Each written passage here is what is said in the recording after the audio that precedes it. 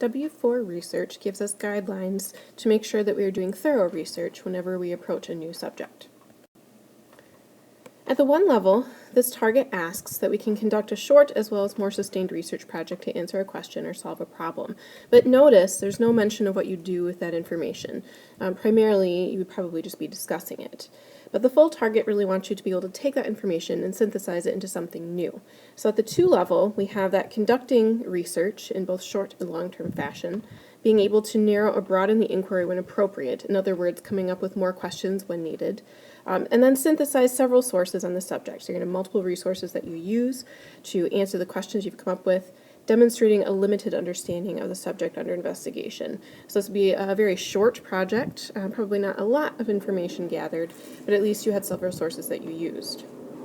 The 3 level asks that you can conduct the research, both short and long term, to answer the question or problem, narrow or broaden the inquiry when appropriate, so again, coming up with more questions when needed. You're still using multiple sources, and you can just demonstrate a thorough understanding of the subject under investigation. At the 4 level, you can do all of those things, but you're also demonstrating a deep understanding of the subject under investigation. And really what this is going to come down to is you have a lengthier piece. Steps I would recommend to you to conduct effective research would be to start by reading a short overview of the topic, especially if you're not being provided with a list of questions to answer. And in the case of our work together, I'm going to ask you to come up with your own questions, so that would be the appropriate case. Once you've done that, then create a list of topics or questions to study further. This is going to allow you to customize the research to your own interests, and I think that'll make it a bit more interesting for you. Certainly when you're off in college, if you choose to go that route, you'll find that it's a very similar process. You will be responsible for coming up with your own topics.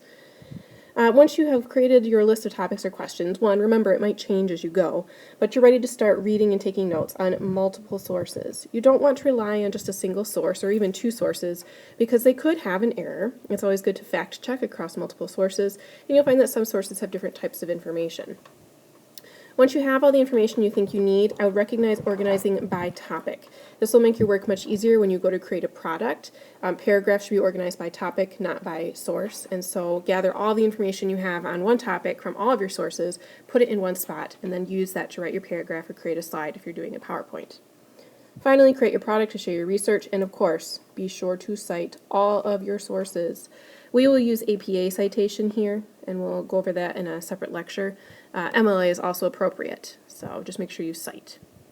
I think the trickiest part of this particular rubric is matching or coming up with your questions. It can be hard to do that if you don't have a lot of practice, so I just wanted to give you an example of what that might look like. I've pulled 3 paragraphs from the Introduction to the Mexican-American War from Wikipedia, and I've read through it, and then I've pulled some questions that I'd like to know a little bit more about. In the first paragraph, there's just a very, very brief overview of what caused it. So we've got that the Mexican-American War was an armed conflict between the U.S. and the United Mexican States from 1846 to 1848, following in the wake of the 45 annexation of Texas, which Mexico considered part of its territory despite the Revolution. So from that, I pulled, what role did Texas play in the war? I've got some hints as it was important here, but I want to know more about that, so that'll be further study. In the next paragraph, after its independence in 1821 and brief experiment with monarchy, Mexico became a republic in 1824, characterized by considerable instability. So when war broke out in 1846, Mexico was ill-prepared for this conflict. I could look into that further and say, okay, well, what was so unstable in Mexico and why?